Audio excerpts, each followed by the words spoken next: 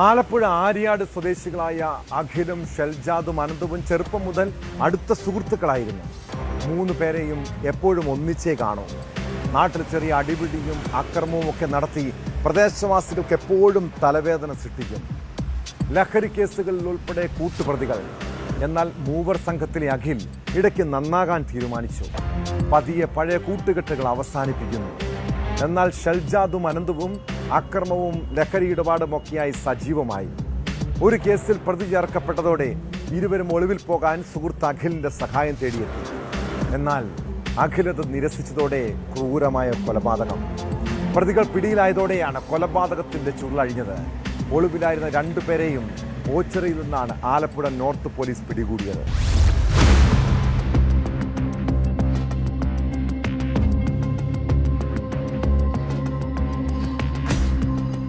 ഗുരുപുരം മുര്യംവെള്ളി കാക്കാലപ്പറമ്പ് വീട്ടിൽ അഖിലിനെ കുത്തിക്കൊന്ന കേസിലെ പ്രതികളായ ആദിക്കാട്ടുകുളങ്ങര സ്വദേശി ഷെൽജാദ്, ഓച്ചിറ ഞക്കനാൽ സ്വദേശി അനന്തു എന്നിവരെയാണ് പോലീസ് അറസ്റ്റ് ചെയ്തത്.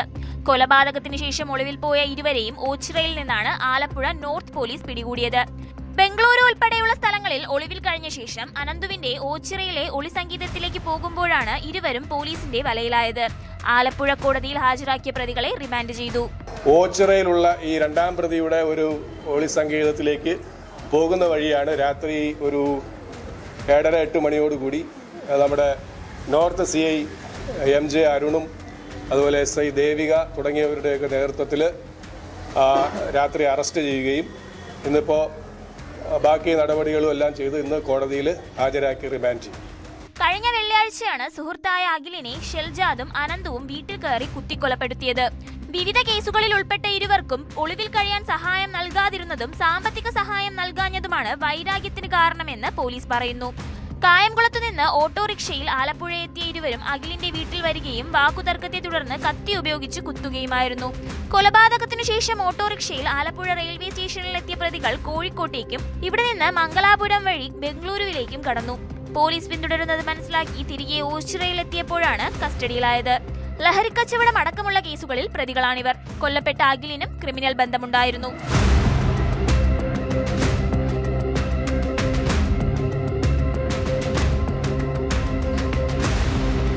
ന്യൂസ് 18 ആലപ്പുഴ.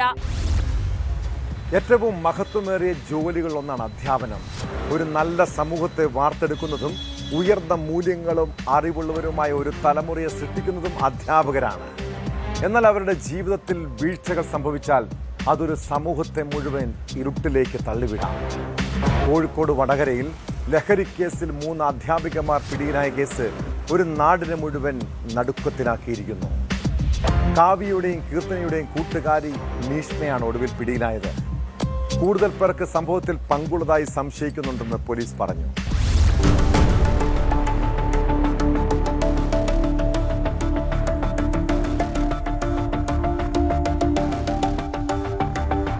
കേസിൽ നേരത്തെ പിടിയിലായ അധ്യാപികമാരിൽ നിന്ന് ലഭിച്ച വിവരങ്ങളുടെ അടിസ്ഥാനത്തിൽ നടത്തിയ അന്വേഷണത്തിലാണ് നീഷ്മയും പിടിയിലായത്. റിമാൻഡിൽ കഴിയുന്ന കീർത്തനയും കാവ്യയുമായി അടുത്ത ബന്ധം പുലർത്തിയിരുന്ന ആളാണ് നീഷ്മ. ക്ലാസുകൾക്കും ഔദ്യോഗിക ആവശ്യങ്ങൾക്കുമായി മൂവരും ഒരുമിച്ചാണ് BRCയിൽ എത്തിയിരുന്നത്. നേരത്തെ ഈ കേസിൽ പിടിയിലായ പേരാമ്പ്ര BRCയിലെ സ്പെഷ്യലിസ്റ്റ് അധ്യാപിക കീർത്തനയെയും ചെരുവാളൂർ സ്കൂളിലെ അധ്യാപിക കാവ്യയെയും സർവീസിൽ നിന്ന് പിരിച്ചുവിട്ടിരുന്നു.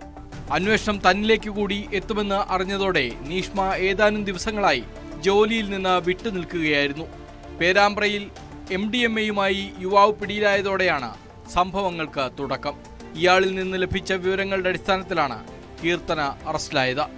അധ്യാപിക എന്ന പരിവേഷം മറയാക്കി വ്യാപകമായി MDMA വിറ്റഴിച്ച ഇവർ ലക്ഷങ്ങളുടെ സാമ്പത്തിക ഇടപാടുകൾ നടത്തിയതായി പോലീസ് അന്വേഷണത്തിൽ കണ്ടെത്തി.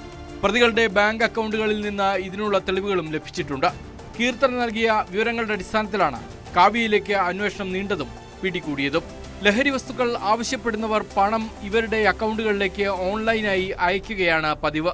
തുടർന്ന് ഇവർ നൽകുന്ന നിർദ്ദേശത്തിന്റെ അടിസ്ഥാനത്തിൽ സംഘത്തിലെ മറ്റ് അംഗങ്ങൾ പണം നൽകിയവർക്ക് ലഹരി എത്തിച്ചു കൊടുക്കുകയായിരുന്നുവെന്നാണ് പോലീസിന്റെ കണ്ടെത്തൽ. 3 പേരും ലഹരി ഉപയോഗിച്ചിരുന്നതായും പോലീസ് പറയുന്നു. കഴിഞ്ഞ ജൂൺ മാസം അവസാനം റിപ്പോർട്ട് ചെയ്ത MDMA കേസുമായി ബന്ധപ്പെട്ട് ഇന്ന് ഒരു അറസ്റ്റ് കൂടി ഉണ്ടായിരിക്കുകയാണ്.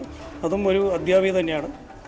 അപ്പോൾ ഞങ്ങളുടെ അന്വേഷണത്തിൽ വ്യക്തമായ ഒരു കാര്യം എന്താണെന്ന് വെച്ചാൽ ഇവർക്ക് വലിയ ഒരു ഈ മയക്കുമരുന്ന് മാഫിയുമായി ബന്ധപ്പെട്ട ഒരു നെറ്റ്വർക്കിൽ അവർ അംഗമാണ് എന്നതിൽ യാതൊരു സംശയമില്ല. അപ്പോൾ അതുമായി ബന്ധപ്പെട്ട അന്വേഷണങ്ങൾ ഇങ്ങനെ നടന്നുകൊണ്ടിരിക്കുകയാണ്. അപ്പോൾ ബഹുമാനപ്പെട്ട കോഴിക്കോട് റൂറൽ ജില്ലാ പോലീസ് മേധാവിയുടെ നിർദ്ദേശപ്രകാരം പുതിയ ഒരു സ്പെഷ്യൽ ഇൻവെസ്റ്റിഗേഷൻ ടീം ഇതുമായി ബന്ധപ്പെട്ട് ഫോം ചെയ്തിട്ടുണ്ട്. അപ്പോൾ അതിൻ്റെ അന്വേഷണങ്ങൾ വളരെ ശക്തമായ രീതിയിൽ നടന്നുകൊണ്ടിരിക്കുകയാണ്. ഇനിയും കൂടുതൽ പ്രതികളുണ്ട് എന്നാണ് ഞങ്ങൾ മനസ്സിലാക്കിയിട്ടുള്ളത്. കടുത്ത സാമ്പത്തിക പ്രതിസന്ധിയിലൂടെ കടന്നുപോയിരുന്ന മൂവരുടെയും ജീവിതത്തിൽ അടുത്ത കാലത്തായി പ്രകടമായ മാറ്റങ്ങൾ കണ്ടിരുന്നതായി സഹപ്രവർത്തകർ പറഞ്ഞിരുന്നു. വാഹനമടക്കം വാങ്ങിയ ഇവർ ആഡംബര ജീവിതമാണ് നയിച്ചിരുന്നത്. സൂംബ പരിശീലകയായ കീർത്തന സർക്കാരിന്റെ ലഹരി വിമുക്ത പരിപാടികളിൽ സജീവമായി പങ്കെടുത്തിരുന്നു. പേരാമ്പ്രയിൽ സൂംബ പരിശീലന സ്ഥാപനവും നടത്തിയിരുന്നു. സ്ഥാപനത്തിൽ വൻതോതിൽ മദ്യവും മയക്കുമരുന്നും ഉപയോഗിക്കുന്നതായി കണ്ടെത്തിയതിനെ തുടർന്ന് സ്ഥാപന ഉടമ കെട്ടിടം ഒഴിപ്പിക്കുകയുമുണ്ടായി. ബൈപ്പാസിനോട് ചേർന്ന കീർത്തനയും കാവ്യയും നടത്തിയിരുന്ന ബൺ മസ്ക എന്ന സ്ഥാപനത്തിൽ അർദ്ധരാത്രിയിൽ ബൈക്കിലും കാറിലുമൊക്കെയായി നിരവധി യുവാക്കൾ വന്നുപോയിരുന്നതായി നാട്ടുകാർ പറയുന്നു. ചെമ്പ റോഡിലെ ഒരു ബിൽഡിങ്ങിൽ ഇവർ സൂംബ ട്രെയിനിങ് നടത്തിയിട്ടുണ്ടായിരുന്നു സ്ഥാപനം. ആ സ്ഥാപനം പിന്നീട് അവർ കൊണ്ട് നിർത്തിക്കുകയുണ്ടായിരുന്നു. ആ ഭാഗങ്ങളിൽ പിന്നെ പ്രാദേശികമായ പരാതികൾ ഉണ്ടാവുകയും പിന്നെ ഇവർ അവിടെ മദ്യക്കുപ്പികളൊക്കെ കിട്ടുന്ന സാഹചര്യമൊക്കെ ഉണ്ടായിരുന്നു. അപ്പോൾ അതിനുശേഷം പിന്നെ ഇവർ ആ ഒരു പരിപാടി നിർത്തിച്ചു. ബൺമസ്ക അവിടെ ഉണ്ടായിരുന്നു. അത് സോഷ്യൽ മീഡിയയിലൊക്കെ ഒരു ട്രെൻഡായ ഒരു സമയം ഉണ്ടായിരുന്നു. ആ സമയത്ത് ഈ രാത്രി സമയത്തൊക്കെ ഒരുപാട് യുവാക്കളൊക്കെ അവിടെ വന്നുകൊണ്ടായിരുന്നു ഈ ബൺമസ്ക വാങ്ങിക്കൊണ്ടത്. ഇപ്പോൾ നമ്മൾ സംശയിക്കുകയാണ് അത് ബൺമസ്ക മാത്രമാണോ വിറ്റതെന്നുള്ളൊരു സംശയം ഉണ്ടാവുകയാണ്. ഇപ്പോൾ ഓരോ കാര്യങ്ങളും ഇങ്ങനെ പുറത്ത് വന്നുകൊണ്ടിരിക്കുകയാണ് ഓരോ കാര്യങ്ങൾ. പിടിയിലായ 3 അധ്യാപകരും അടുത്ത കാലത്തായി ക്ലാസുകൾ എടുക്കുന്നതിൽ അലസത കാട്ടുന്നതായി കുട്ടികളുടെ രക്ഷാകർത്താക്കൾ പരാതി നൽകിയിരുന്നു. പ്രതികളെ 3 പേരെയും കസ്റ്റഡിയിൽ വാങ്ങിയ ശേഷം ഒരുമിച്ചിരുത്തി ചോദ്യം ചെയ്യുമെന്ന് പോലീസ് അറിയിച്ചു. സംഭവത്തിൽ കൂടുതൽ ഉദ്യോഗസ്ഥർക്ക് പങ്കുണ്ടോ എന്ന് പരിശോധിക്കും. കുട്ടികൾക്ക് ഇവർ ലഹരി കൈമാറിയോ എന്നും അന്വേഷിക്കുന്നുണ്ട്.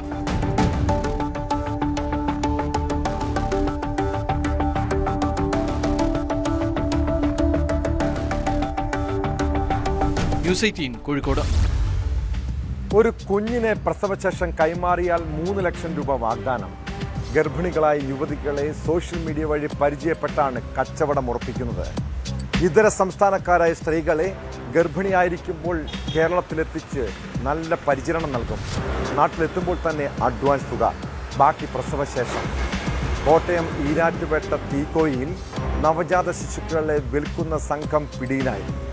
സംഭവത്തിൽ ഇടുക്കി സ്വദേശി അർജുൻ, സഹോദരി ഭർത്താവ് രാജ എന്നിവരെ പോലീസ് അറസ്റ്റ് ചെയ്തു. അസം സ്വദേശിനിയായ യുവതിയുടെ വെളിപ്പെടുത്തലോടെയാണ് ഈ മാഫിയയുടെ ഇടപാടുകൾ പുറത്തുവന്നത്.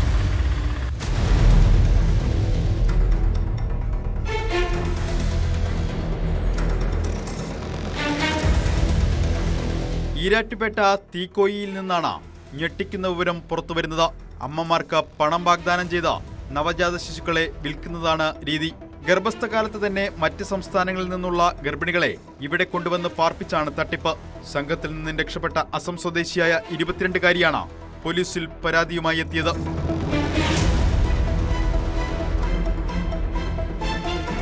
സംഘത്തിൽ നിന്നും രക്ഷപ്പെട്ട യുവതിയെ പ്രദേശത്തെ അംഗൻവാടി ടീച്ചറാണ് പോലീസിൽ ഏൽപ്പിച്ചത്. തുടർന്ന് കോട്ടയത്തെ ഷെൽട്ടർ ഹോമിൽ പാർപ്പിച്ചു. ഹെൽത്ത് ഹോം ഉടമ കൂടുതൽ വിവരങ്ങൾ ചോദിച്ചറിഞ്ഞതോടെയാണ് തട്ടിപ്പിന്റെ വ്യാപ്തി പുറത്തു വന്നത്. ഷെൽട്ടർ ഹോം അന്വേഷിച്ച് അവർ പലയിടത്തും ഇട്ടായിരുന്നു. അങ്ങനെ ആരൊക്കെ വിളിച്ചെന്ന് പറഞ്ഞു. അങ്ങനെ ഇവർ വിളിച്ചതാണ്. തീക്കോയിലുള്ളവർ വിളിച്ച് അവർക്ക് കെയർ കൂട്ടി എന്താ സ്ഥാപനത്തിൻ്റെ പേര് പറഞ്ഞത്. അപ്പോൾ അവർ നോക്കാമെന്ന് പറഞ്ഞു. അപ്പോൾ ഷെൽട്ടർ കിട്ടുമല്ലോ എന്നോർത്ത് അന്നേരം തന്നെ അവർ പറഞ്ഞെന്ന് പറഞ്ഞു കുട്ടിയെ അവർക്ക് വേണമെന്ന്. അന്നേരം ഉള്ള ഓർത്ത് പ്രസവം വരെ താമസിക്കാനൊരു സ്ഥലമുണ്ടല്ലോ, അത് കഴിയുമ്പോൾ കുട്ടി അവർക്ക് തന്നെ കിട്ടുമെന്ന് വിചാരിച്ചാണ് വന്നത്. അവർ പൈസ അയച്ചു കൊടുത്തു. ടിക്കറ്റിനുള്ളതും ഫുഡിനുള്ളതൊക്കെ പൈസ അയച്ചു കൊടുത്തായിരുന്നു. അത് പിന്നെ അവളുടെ മൊബൈലിനകത്ത് ഇവിടെ വെച്ച മെസ്സേജ് മുഴുവൻ ഇവിടെയുണ്ട്. തീക്കോയി ഞണ്ടുകലിൽ ജോസിന്റെ വീട് വാടകയ്ക്കെടുത്താണ് 1 മാസമായി സംഘം പ്രവർത്തിച്ചത്. ഇതിന് നേതൃത്വം നൽകിയ ഇടുക്കി പുള്ളിക്കാനം അർജുൻ, സഹോദരി ഭർത്താവ് തമിഴ്നാട് സ്വദേശി രാജ എന്നിവരെ പോലീസ് അറസ്റ്റ് ചെയ്തു. സമൂഹ മാധ്യമത്തിലൂടെ ബന്ധപ്പെട്ടാണ് പെൺകുട്ടി ഇവിടെ എത്തിയത് എന്നാണ് പോലീസിന് നൽകിയിരിക്കുന്ന വിവരം. തന്റെ 2ാം പ്രസവത്തിലും പെൺകുട്ടിയാകുമെന്ന് കരുതി ഭർത്താവും കുടുംബവും ഉപേക്ഷിച്ചു എന്നാണ് യുവതി പറയുന്നത്. ഏതായാലും സംഭവത്തിലെ ഏജന്റുമാരെ ഉൾപ്പെടെ കൊടുക്കാനുള്ള ശ്രമത്തിലാണ് പോലീസ്. ഇതിനായി പ്രത്യേക അന്വേഷണ സംഘത്തെ ജില്ലാ പോലീസ് മേധാവി നിയോഗിച്ചു. വിശദമായിട്ട് അന്വേഷണം നടത്തുന്നുണ്ട്. ഈ പാലാ ഡിവൈഎസ്പിയുടെ നേതൃത്വത്തിൽ സ്പെഷ്യൽ ടീം ഉണ്ടാക്കിയിട്ട് നമ്മൾ അന്വേഷിക്കുന്നുണ്ട്. ഞങ്ങളെല്ലാം സംവിധാനം ചെയ്യുന്നുണ്ട്. 2 പേര് ഓൾറെഡി ഇപ്പോൾ നമ്മുടെ കസ്റ്റഡിയിലുണ്ട്. തുടർന്ന് അന്വേഷിക്കുന്നുണ്ട്. എവിഡൻസ് എടുത്ത് ബാക്കി വിശദമായിട്ട് അന്വേഷണം നടത്തുന്നുണ്ട്. കൂടുതൽ പെൺകുട്ടികൾ തട്ടിപ്പ് സംഘത്തിന്റെ വലയിൽ പെട്ടിട്ടുണ്ടെന്നാണ് പരാതിക്കാരിയുടെ മൊഴി. തമിഴ്നാട്ടിൽ ഇവർ നേരത്തെ തട്ടിപ്പ് നടത്തിയിട്ടുണ്ടെന്ന് സൂചനകളുണ്ട്. ഇതിനിരകളായ പെൺകുട്ടികളെ ഉൾപ്പെടെ കണ്ടെത്താനുള്ള ശ്രമത്തിലാണ് പോലീസ് ഇപ്പോൾ.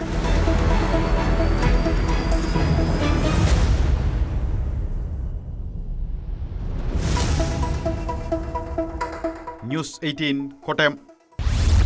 ഇതിൽ തൊടുന്നവരെ വെടിവെച്ച് കൊല്ലും. ഓപ്പറേഷൻ തൂഫാന്റെ ഭാഗമായി തിരുവനന്തപുരം ശ്രീകാര്യത്തെ കോൾ സെന്ററിൽ പരിശോധനയ്ക്കെത്തിയ പോലീസ് സംഘം ആദ്യം ആ കാഴ്ച കണ്ട് ഞെട്ടി. ഇവിടെയുള്ള 40 കമ്പ്യൂട്ടറുകളും ഇങ്ങനെ എഴുതി വെച്ചിട്ടുണ്ട്.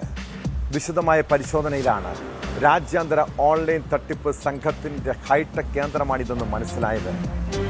വ്യാജ ലോൺ ആപ്പ് വഴി കോടികളുടെ തട്ടിപ്പ് നടത്തിയ സംഘം പോലീസിന്റെ വലയിലായി. സ്ഥാപനത്തിലുണ്ടായിരുന്ന 18 ഉത്തരേന്ത്യൻ സ്വദേശികളാണ് അറസ്റ്റിലായത്. ബിടെക് LLB ബിരുദധാരികൾ വരെയും തട്ടിപ്പ് സംഘത്തിലുണ്ടെന്നാണ് വിവരം.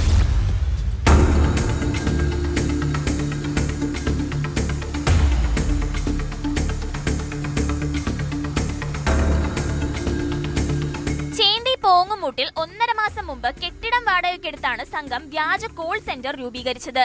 കസ്റ്റഡിയിലെടുത്ത 18 പേരിൽ ഭൂരിഭാഗവും ഉത്തർപ്രദേശ്, ഗുജറാത്ത് സ്വദേശികളാണ്. ലെൻജറ്റ് എന്ന വിദേശ കമ്പനിയിൽ നിന്ന് വായ്പ തേടുന്നവരുടെ വിവരങ്ങൾ ശേഖരിച്ചാണ് ഇവർ ആളുകളെ ബന്ധപ്പെട്ടിരുന്നത്. അമേരിക്കൻ മലയാളികൾ ഉൾപ്പെടെയുള്ള വിദേശ പൗരന്മാരെയാണ് ഇവർ പ്രധാനമായും ലക്ഷ്യമിട്ടിരുന്നത്.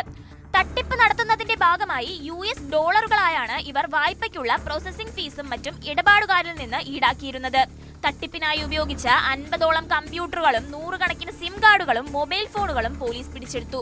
സിറ്റി പോലീസ് കമ്മീഷണറുടെ കീഴിലുള്ള ഡാൻസ് ഓഫ് സംഘം ഓപ്പറേഷൻ തൂഫാനുമായി ബന്ധപ്പെട്ട് നടത്തിയ ലഹരി വിരുദ്ധ പരിശോധനയ്ക്കിടയിലാണ് തട്ടിപ്പ് സംഘം വലയിലാകുന്നത്.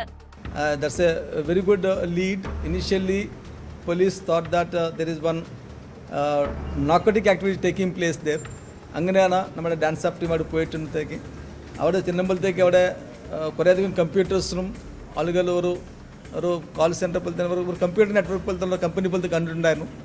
അതിന് പരിശോധിച്ചപ്പോഴാണ് മനസ്സിലായത് ഇവിടുത്തെ నుండి ഈ ലോൺ ആപ്സ് പോലത്തെയുള്ള കാര്യങ്ങൾ ഉപയോഗിച്ചെടുത്ത് അമേരിക്കയിലുള്ള ആളുകളിനെ ചീറ്റ് ചെയ്യുന്നതാണ്. അതിന് നമുക്ക് ഇവരിനെ 10 പേര് അറസ്റ്റ് ചെയ്തിട്ടുണ്ട്. വേറെ 2 പേര് ഇവിടുത്തെ ഓടിപ്പോയിട്ടുണ്ടായിരുന്നു. അവരിനെ കൂടി നമ്മൾ പിടിക്കാൻ സാധിച്ചിട്ടുണ്ട്.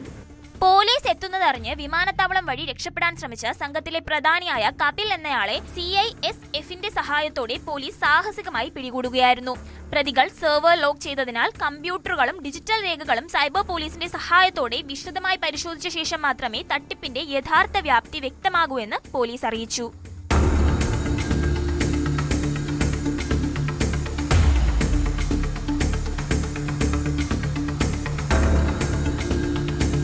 ന്യൂസ് 18 തിരുവനന്തപുരം.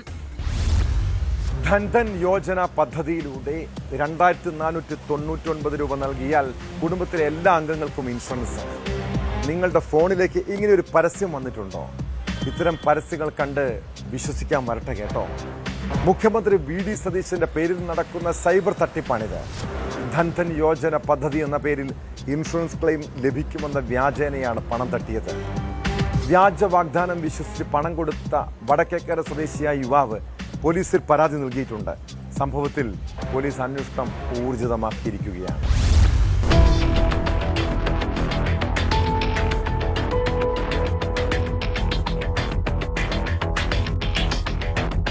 ധൻധൻ യോജന പദ്ധതിയിലൂടെ 2499 രൂപ നൽകിയാൽ കുടുംബത്തിലെ ഓരോ അംഗങ്ങൾക്കും 5000 രൂപ ഇൻഷുറൻസ് ക്ലെയിമായി ലഭിക്കുമെന്നായിരുന്നു ഇൻസ്റ്റഗ്രാം പരസ്യം. ഇത് വിശ്വസിച്ച വടക്കേക്കര സ്വദേശിയായ യുവാവ് ലിങ്കിൽ ക്ലിക്ക് ചെയ്തു. തട്ടിപ്പ് സംഘം നൽകിയ അക്കൗണ്ടിലേക്ക് പണം കൈമാറി. തിരികെ അക്കൗണ്ടിലേക്ക് പണം ലഭിക്കാതായതോടെയാണ് തട്ടിപ്പിനിരയായെന്ന് മനസ്സിലായത്.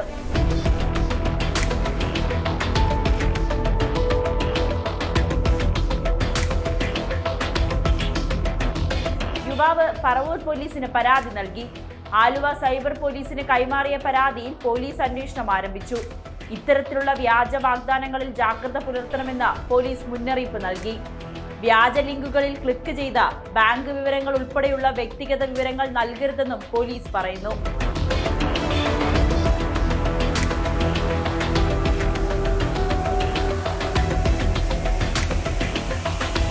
ന്യൂസ് 18 കൊച്ചി.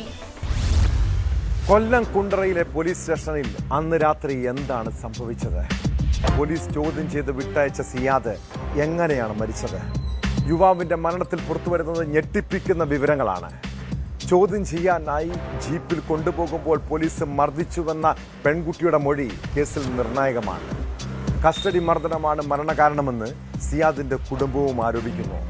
സംഭവത്തിൽ ആഭ്യന്തരമന്ത്രി DGPയോട് റിപ്പോർട്ട് തേടിയിട്ടുണ്ട്. സംസ്ഥാന മനുഷ്യാവകാശ കമ്മീഷനും സ്വമേധയാ കേസെടുത്തു. ജില്ലാ ക്രൈംബ്രാഞ്ചിനാണ് അന്വേഷണ ചുമതല.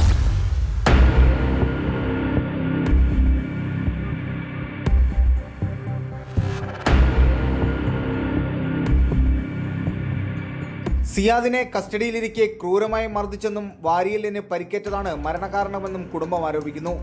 സിയാദിന്റെ മകളും പോലീസ് ഉദ്യോഗസ്ഥനും തമ്മിലുള്ളതായി പറയപ്പെടുന്ന ഫോൺ സംഭാഷണവും പുറത്തു വന്നിരുന്നു. SI അതിൽ CPO ശ്രീജിത്ത് എന്നിവർക്കെതിരെയാണ് കുടുംബത്തിന്റെ ആരോപണം. ഞങ്ങൾക്ക് ഉറപ്പാ മറ്റാരും ഇടിച്ചിട്ടില്ല. ശ്രീജിത്ത് എന്ന് പറയുന്ന ആ പോലീസുകാരൻ മാത്രമേ എന്റെ പപ്പാടെ ദേഹത്ത് കൈ തൊട്ടിട്ടുള്ളത്. ഞങ്ങൾക്ക് ഉറപ്പാ. എനിക്ക് അങ്ങനെ അടിക്കാനൊന്നും ആരും വരുത്തൂല്ല. ചിരിച്ച മുഖത്തോടല്ല വേറൊരാളെടുത്ത് ആർക്കും ഒരു ദ്രോഹത്തിന് പോവാത്ത ആളാ. പിന്നെ ആദ്യം പറഞ്ഞ് അടിച്ചിട്ടില്ലെന്ന് പറഞ്ഞു. ഇപ്പൊ അടിച്ചെന്ന് തെളിവ് വന്നപ്പോഴാണ് ഇപ്പൊ അടുത്തത് മഞ്ഞപ്പിത്തമാണ്. മഞ്ഞപ്പിത്തം ആയിരുന്നായിരിക്കും, പക്ഷെ ഇടിച്ചെടുത്ത് വെള്ളക്കെട്ടുണ്ടായി, അവിടെ പഴുപ്പായി, അങ്ങനല്ലേ എല്ലാം സംഭവിച്ചത്. എല്ലാം സംഭവിച്ച് ഞങ്ങൾക്ക് ഇല്ലാതാക്കി. പോലീസിൻ്റെ ഐഡി കൊണ്ടാണ് എൻ്റെ മോന് മരിക്കാൻ കാരണം. നമുക്ക് നീതി കിട്ടണം സാറേ. നീതി കിട്ടിയില്ലെങ്കിൽ ഞാൻ അവിടെ വന്ന് തൂങ്ങി മരിക്കും പോലീസ് സ്റ്റേഷനിൽ. എൻ്റെ മോന് നീതി കിട്ടണം. ഞങ്ങൾക്ക് വേറെ ആരുമില്ല. അവന് ഒരു അസുഖം വന്ന് കിടന്നിട്ടില്ല. ഒന്നും വന്നാൽ ഒരു പനി പോലും വന്നാലും ഇവിടെ കിടക്കത്തില്ല. നമുക്ക് നീതി കിട്ടണം. ആഭ്യന്തരമന്ത്രിയുടെ നിർദ്ദേശത്തെ തുടർന്ന് ജില്ലാ ക്രൈംബ്രാഞ്ച് അന്വേഷണം ആരംഭിച്ചു. അതേസമയം മരണകാരണം കസ്റ്റഡി മർദ്ദനമല്ലെന്നാണ് പോലീസിന്റെ വിശദീകരണം. വിട്ടയച്ചപ്പോൾ ആരോഗ്യ പ്രശ്നങ്ങളില്ലായിരുന്നെന്നും പിന്നീട് ചികിത്സ തേടിയെന്നും പോസ്റ്റ്മോർട്ടം റിപ്പോർട്ടിൽ ഹൈപ്പറ്റൈറ്റിസ് പരാമർശിക്കുന്നുണ്ടെന്നുമാണ് പോലീസ് പറയുന്നത്. എന്നാൽ പോലീസ് ജീപ്പിൽ കൊണ്ടുപോകുന്നതിനിടെ മർദ്ദനം കണ്ടെന്ന ഒപ്പമുണ്ടായിരുന്ന പരാതിക്കാരിയുടെ മൊഴി കേസിൽ നിർണായകമാണ്. കൈയുണ്ട്.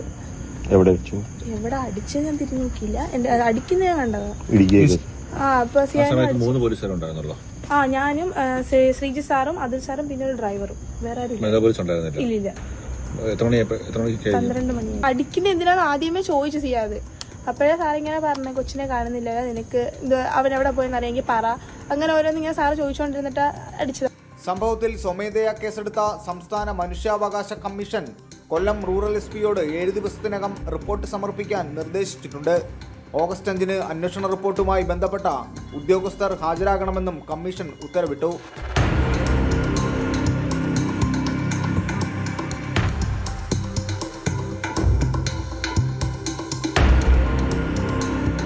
ന്യൂസ് 18 കൊല്ലം. നമ്മുടെ മക്കളെ സ്കൂളുകളിലേക്ക് പറഞ്ഞയക്കുന്നത് അവർ പഠിച്ച് മിടുക്കരായി വളരാനാണല്ലേ. എന്നാൽ ഇന്ന് നമ്മുടെ പല സ്കൂളുകളിൽ നിന്നും കേൾക്കുന്നത് ഒട്ടും ശുഭകരമല്ലാത്ത വാർത്തകളാണ്. സൗഹൃദം വളരേണ്ട ക്ലാസ് മുറികളിൽ നിന്ന് നിലവിളി ശബ്ദം കേൾക്കുന്നു. അവിടെ ചോരപ്പാടുകൾ പതിയുന്നു. കണ്ണൂർ പാനൂരിൽ റാഗിങ്ങിനെ തുടർന്ന് വിദ്യാർത്ഥിക്ക് ക്രൂരമർദ്ദനമേറ്റ സംഭവത്തിലേക്കാണ്. കൊളവല്ലൂർ PRM സ്കൂളിലെ +1 വിദ്യാർത്ഥിയെയാണ് സീനിയർ വിദ്യാർത്ഥികൾ ചേർന്ന് ക്രൂരമായി മർദ്ദിച്ചത്. സംഭവത്തിന് പിന്നാലെ സ്കൂളിലെ 6 വിദ്യാർത്ഥികളെ മാനേജ്മെന്റ് സസ്പെൻഡ് ചെയ്തു.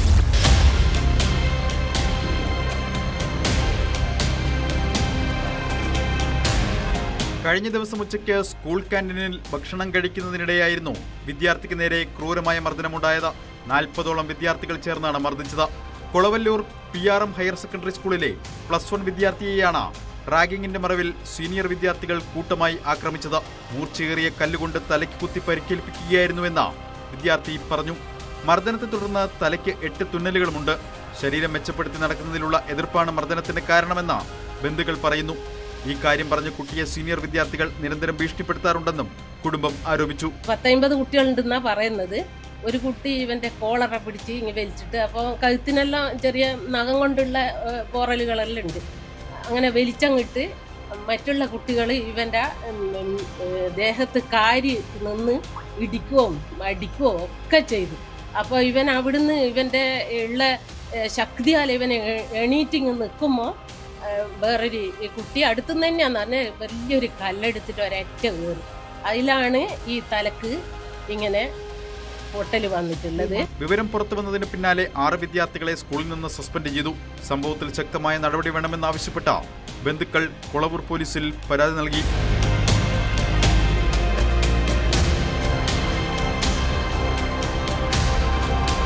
ന്യൂസ് 18 കണ്ണൂർ. കാസർഗോഡ് മേൽപ്പറമ്പ് പോക്സോ കേസിലെ പ്രതി സ്നേഹ മെർലിനെ കണ്ടെത്താൻ ഇരുട്ടിൽ തപ്പുകയാണ് പോലീസ്. 16-കാരിയെ പീഡിപ്പിച്ച കേസിൽ FIR രജിസ്റ്റർ ചെയ്ത് 1.5 മാസം കഴിയുമ്പോഴും പ്രതിയെക്കുറിച്ച് യാതൊരു വിവരവുമില്ല. യുവതിയെ കണ്ടെത്തുന്നതിനായി പോലീസ് നേരത്തെ ലുക്കൌട്ട് സർക്കുലർ പുറത്തിറക്കിയിരുന്നു. ഇവർ സംസ്ഥാനം വിട്ടിരിക്കാമെന്നാണ് പോലീസ് നൽകുന്ന സൂചന.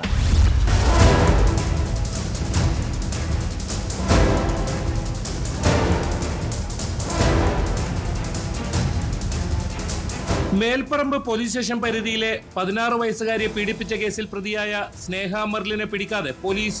പോക്സോ കേസിൽ സ്ഥിരം കുറ്റവാളിയായ സ്നേഹ മെർലിനെ കണ്ടെത്താൻ പോലീസ് നേരത്തെ ലുക്കൌട്ട് സർക്കുലർ പുറത്തിറക്കിയിരുന്നു.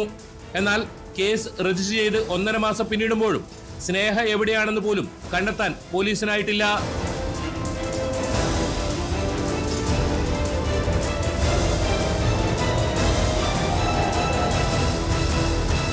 ലഹരി കേസിൽ അകപ്പെട്ട് കണ്ണൂർ ജയിലിൽ കഴിഞ്ഞിരുന്ന പെൺകുട്ടിയുടെ മാതാവുമായുള്ള സൗഹൃദമാണ് സ്നേഹ മെർലിനെ കാസർകോട്ടെ കുടുംബത്തിലേക്ക് എത്തിക്കുന്നത്. കള്ളക്കേസിൽപ്പെട്ടാണ് ജയിലിലെത്തിയതെന്നാണ് സ്നേഹ ഇവരെ വിശ്വസിപ്പിച്ചിരുന്നത്. പീഡനത്തിനിരയായ പെൺകുട്ടിക്കും ഇവരുടെ സഹോദരിക്കും മൊബൈൽ ഫോൺ ഉൾപ്പെടെ വിലപിടിപ്പുള്ള സാധനങ്ങൾ വാങ്ങിക്കൊടുത്താണ് സ്നേഹ പീഡനത്തിനിരയാക്കിയത്. ഇതുവഴി സഹോദരിയെയും സ്നേഹ ലക്ഷ്യമിട്ടെന്നാണ് നേരത്തെ പുറത്തു വന്ന വിവരം.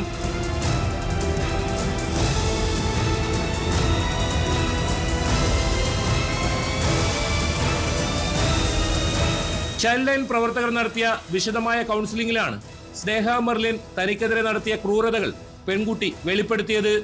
സംഭവം നടക്കുന്ന സമയത്ത് ഭയവും ഭീഷണിയും കാരണം വിവരങ്ങൾ ആരോടും പങ്കുവച്ചിരുന്നില്ല.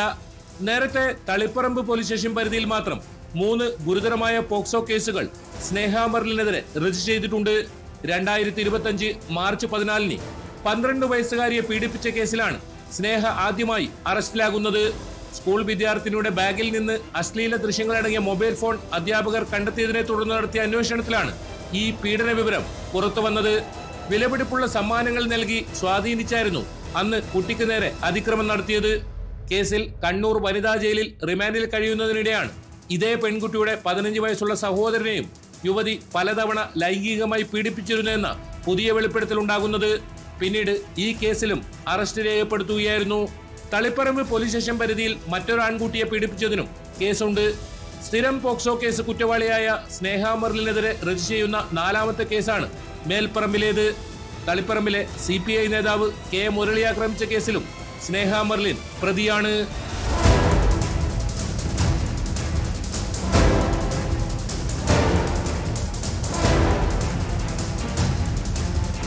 KV Baiju, news 18 Kasaragod.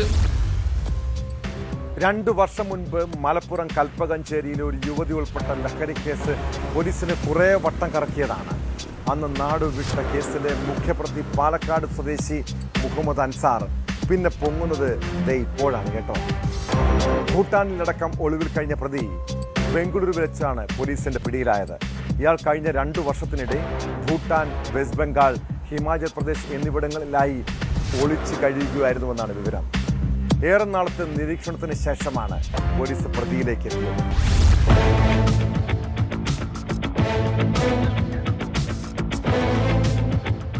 വർഷം മുൻപ് ലഹരി കേസിൽ പ്രതിയായി രാജ്യം വിട്ട് ഒളിച്ചു താമസിച്ചിരുന്ന പ്രതിയെയാണ് കൽപ്പകഞ്ചേരി പോലീസ് പിന്തുടർന്ന് പിടികൂടിയത്.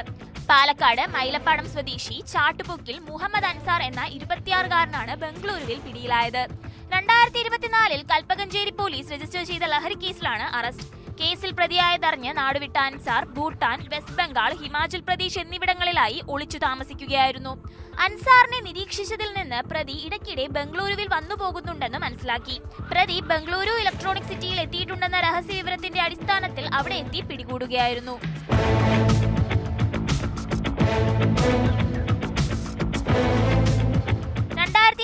മെയ് മാസം കുറ്റിപ്പാലയിൽ നിന്ന് MDMAയും ഹാഷിഷ് ഓയിലുമായി പിടിയിലായ തിരൂർ മംഗലം സ്വദേശി മുഷാഫിറിൽ നിന്നാണ് അൻസാറിനെ കുറിച്ച് വിവരം ലഭിച്ചത്.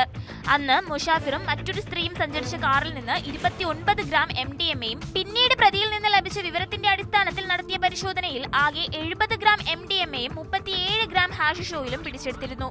താനൂർ ഡിവൈഎസ്പിയുടെ നേതൃത്വത്തിൽ Kalpakanchery CI SK Rajesh, SI Santhosh Kumar, SPO Aneesh, CPOമാരായ Praveen, Jithin എന്നിവരും ഡാൻസ് ഓഫ് സംഘവുമാണ് പ്രതിയെ അറസ്റ്റ് ചെയ്തത്. കോടതിയിൽ ഹാജരാക്കിയ പ്രതിയെ റിമാൻഡ് ചെയ്തു.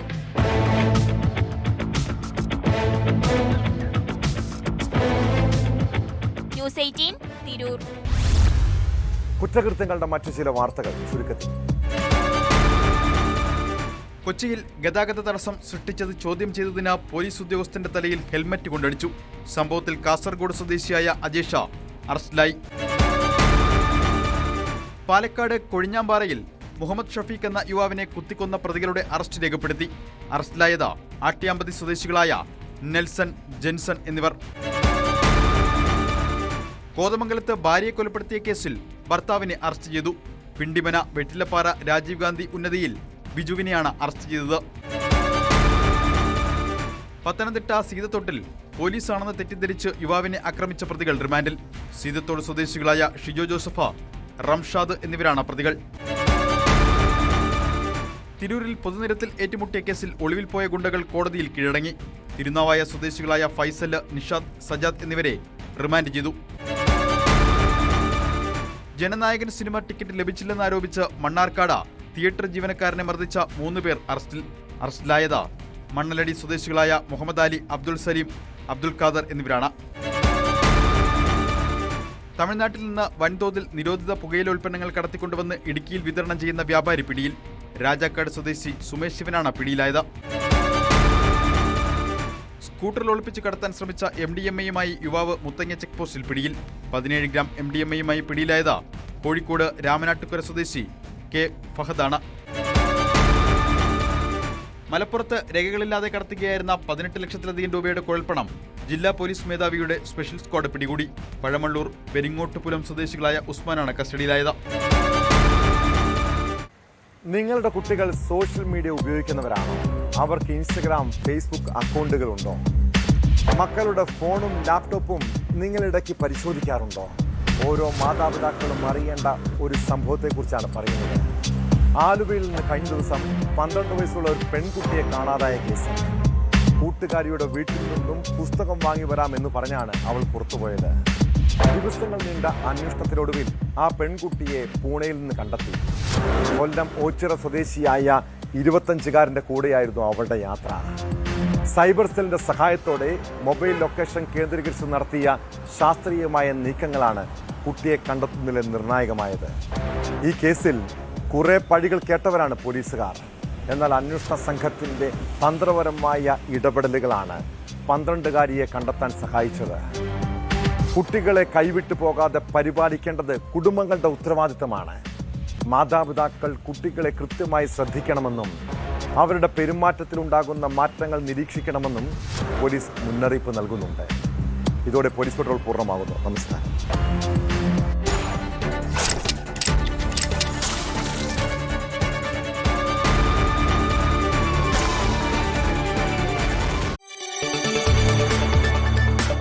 കൂടുതൽ വാർത്തകൾക്ക് news 18 Keralam YouTube channel subscribe ചെയ്യുക.